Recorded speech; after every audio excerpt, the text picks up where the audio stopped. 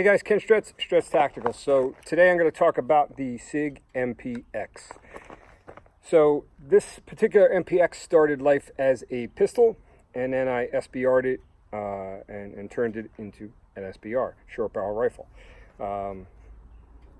Some of the pros and cons of doing it that way. So you have the initial price of the gun, I forget, $1,500-$1,600. Then the stock was, I don't know, somewhere around $200, give or take. $200 tax stamp, and then the engraving when you make a Form 1. I had mine inconspicuously done in the inside the trigger guard, so it's kind of out of the way. And basically it's just your name, city and state that you live in at the time you manufactured it. So that made it a little bit more pricey. You know, now they make the braces, and some are even nicer looking than others, so you could definitely do one with a brace as well. And I'm going to imagine that they sell an SBR right from the factory, although I don't know that. So, you know, I got some friends at Sig up and down the food chain and in different positions, and some friends that are former Sig employees, and you know, I've gotten some candid information and stuff like that from folks. I like Sigs. The biggest problem with Sig, though, and I'll be straight up honest, is quality control, quality assurance.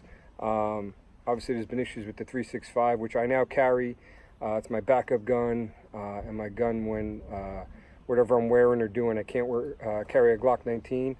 So, you know, going to the gym, going for a run or whatever, or if I travel, I bring my 365. So that they've kind of figured out the issues there. 320's had some issues.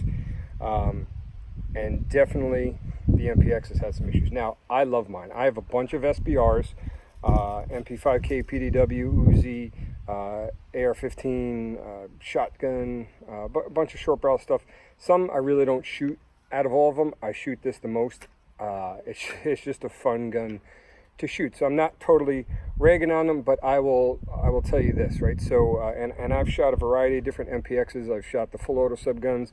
I've shot the K models. I've shot the suppressed version. I ordered an SRD9 a while back for this. They told me a few weeks and it would be in, and like 4 months later, it was still on back order with no delivery date, you know, that they could quote. So I ended up canceling it, but I was looking forward to suppressing this. But, you know, 4-month wait plus, you know, how much longer was I going to wait? And then obviously the NFA process and how long that takes. So I was like, screw it. So I canceled the order on that. So let's get some of the negatives out of the way. So I took the Sig MPX operator course up at the Sig Academy. I don't believe they offer it anymore. I'm not positive, but I've heard that they don't offer it anymore. Just a one-day class. They teach you how to kind of disassemble it, some nomenclature on it, and then you run the gun out to, I think, 50 yards. We were on their indoor range there. So there was a dude there from a police department. He had 4 of his agency's MPX-Ks, so the short model. I don't know, we'll say this is an 8-inch barrel, don't quote me, and the K has like a 4-inch barrel, something like that. So he was having all sorts of problems, you know, at the start of the class. Hey, you know, I brought these guns from the job. There's some issues. Maybe we can, you guys can help me straighten them out. So on a break, he grabbed me and another guy, and he was having some kind of issues with his gun, I forget. And he asked if we could help zero a couple of his guns. So he gave me 2 guns. One of them, I got down behind it, I fire a shot, and the trigger wouldn't reset. I was like, what the heck, you know? And I put the gun on safe to give it a look. As soon as I put the gun on safe, the trigger reset. That kept happening. I was like, yep, time out. Something's not right here. We grabbed one of the instructors. They're like, yeah, I don't know. You probably have to send it into the factory and have them take a look at it. So we put that gun away. He gives me another gun, had a red dot on it, and it's not holding a 0. The thing is like crazy all over the place. I don't know if we were at 50 or whatever, and then we tried maybe to move up and see what the deal is. If it was something I was doing and still at 25, it was crazy. All right, you just turn the red dot off. I'll zero your irons. And same thing. It was like a shotgun blast at 50 yards. It was kind of a disaster. and then the other guns, whatever, some kind of malfunctioning problems. I don't remember. I didn't personally shoot them. The other two stood out in my head because I shot them. So there's been some issues, at least in those guns. Mine has been awesome. I think we put, I don't know, 500-600 rounds through the gun in the one-day class, and we shot them out to 50 yards. You know, group nice and tight. No issues. I don't think I've ever had a malfunction through this. And now I probably have, I don't know, 1,500, 2,000 rounds through the gun, something like that. And I love it. So one other quick quality control, quality assurance thing with SIG, using personal experience, right? So this is the firing pin from my MPX. Again, great gun, accurate, reliable. I love my MPX. Watched the video on how to take it apart when I first got it. This is the firing pin and the spring. My gun did not come with the spring. So reached out to SIG, and it's like, yeah, I'm not sure, should it have it, shouldn't have it, what gen is it, you know, whatever. And they were going to get me one if it needed it, and I never got, you know, I never got it, never heard back. And when I did the operator course, the guys, you know, I showed them the gun, and they were able to get me the spring that should have came with the gun. So just a little side note on quality control, quality assurance with SIG. So let's get into some of the pros, right? So this is generation 2. The first gen had a different handguard system. I don't remember exactly all the deals in it. I think the magazines were different. First gen mags, I think, won't work with the Gen 2, or the Gen 2 mags won't work with the Gen 1, something like that. So there's something different about the magazines. But I love that it's ambidextrous. You know, if taking any kind of issues, the other guns, you know, or the guns that guy had at the class out, this is the gun the MP5 probably should have been, right? And I have an MP5K PDW. It's the Cadillac of submachine guns, right? So, so what's the problem there? It's not an ergonomic gun, right? It doesn't have a bolt hold open unless you get the 10mm version, which has been discontinued. The safety, you know, I'm German, and my thumbs, you know, can't reach the controls unless you get the newer, and I put them on my MP5, the extended controls, or you run a thumb on the other side or whatever, or you can't the gun. So it's just not ergonomic. Same thing, you know, to take the mags out, right? You got to do the paddle release and everything. So if we look at the MPX, it's very similar to an AR style rifle, AR M4 M16 platform. So you got ambidextrous controls. So you got your safety selector, safe, semi, and then on the full auto one more push, just like an M4, and it would be full auto. And again, it's ambidextrous. It's on both sides. The magazine release is ambidextrous as well. Again, this is a clear and safe gun for the safety Nazis. We turn the gun around here. You can see the mag release on the other side, so it's ambidextrous there. And then the bolt release, not the bolt catch. Let me take a mag out real quick. So bolt go forward. So the bolt catch, push in on the bottom just like a regular M4, and then you push here, it'll send it forward. And they lock it back again, and you can see the bolt release is ambidextrous. Not the bolt catch, meaning locking it back, but the bolt release is ambidextrous. The magazine release is ambidextrous, and the safety selector is ambidextrous. So I like that. I think it's pretty cool. So yeah, backup iron sights. You know, it comes with iron sights.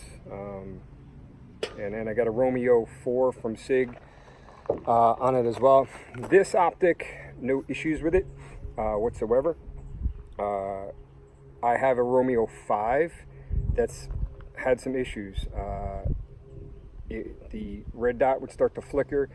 They sent me a new cap, saying that maybe, you know, you tighten the cap too much, and that seemed to work for a little while. And I don't know if the contacts on that cap got crushed too, and that's not working as good. So there's that. And then my dad had one on his home defense gun and having the same issues, and had to send it back to the factory, and they replaced it. The Romeo 4, again, whatever it is, 1,500, 2,000 rounds, something like that, no issues whatsoever. But I will tell you, I was at a class at SIG and you know, some low light, no light stuff, and with a, it wasn't, I forget what model it was, but it was one that's supposed to be night vision compatible. Actually, I know what it was. It was my my Romeo 5. Put it on a night vision setting, and it would bloom out the target. I think we're at 200 yards. You couldn't really make out the steel at the low setting. You could pick it up with your night vision, but you couldn't pick up the target. So it wasn't truly night vision compatible, but I used the Instructors. There was a newer model coming out. It hadn't hit the market yet, and looked under his through nods, and yeah, it didn't wash out the target. I could see the dot under night vision and still see the target at the same time. So little side infomercial there. Foregrip didn't come with it. This is from AIM Sports, AIM Sports. Not a big foregrip guy, but for some reason on this, I felt like I want to throw one on, so I threw one on. So it just helps me pulling the gun a little more, not that there's a lot of recoil. And then if you look at the magwell, I'm sure you get it on the camera here. It's pretty sunny out here. A little beveled magwell. I let one of my brothers shoot it. He felt like this gun was a little heavy.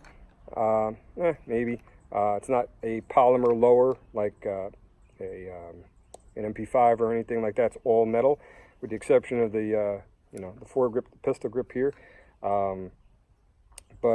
Yeah, no issues so far. So let's go back to 100 yards, and I know 100's kind of pushing it with a sub gun, but just kind of see what kind of group I can get at 100 and get to shooting this puppy. All right, so I'm back here at 100, got prone, dialed the dot down as low as it'll go, and I'm going to try to get a nice group at 100 yards. Again, I know 9mm it's pushing it at 100, but let's just check it out and see how it'll do.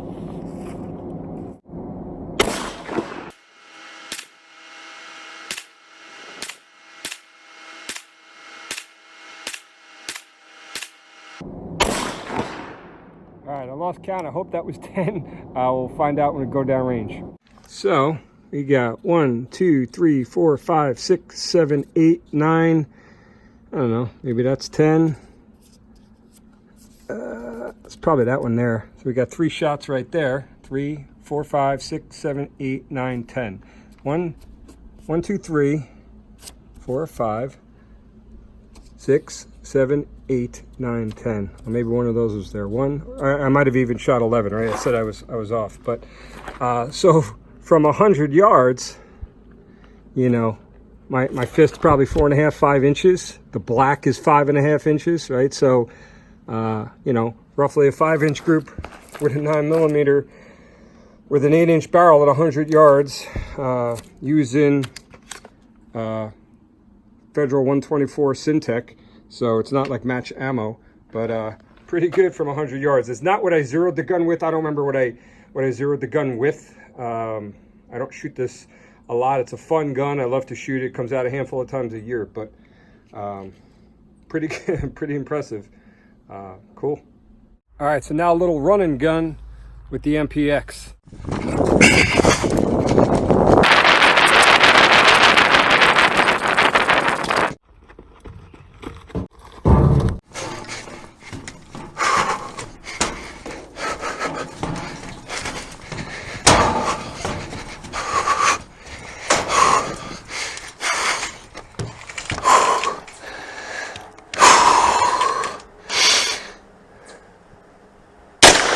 Hit. Hit. Hit. Hit.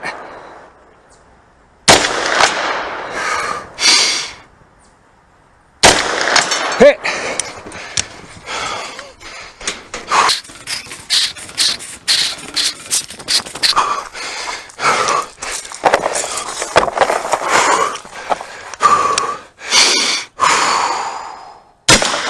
Hit. Hit. Hit. Hit. Hit.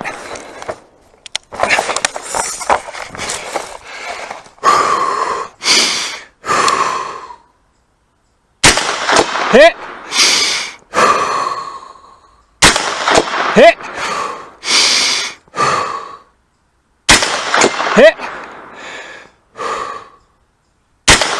hit,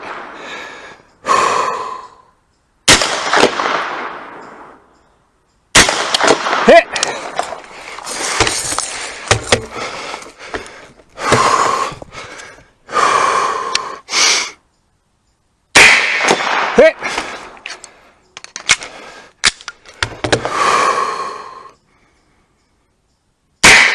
hit, hit, hit, hit, hit, hit,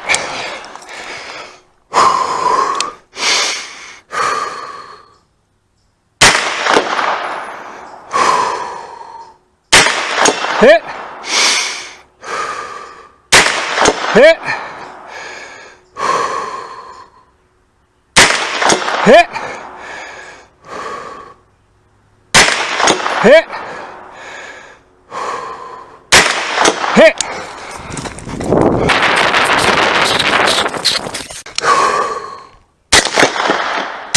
hit, hit, hit, hit, hit.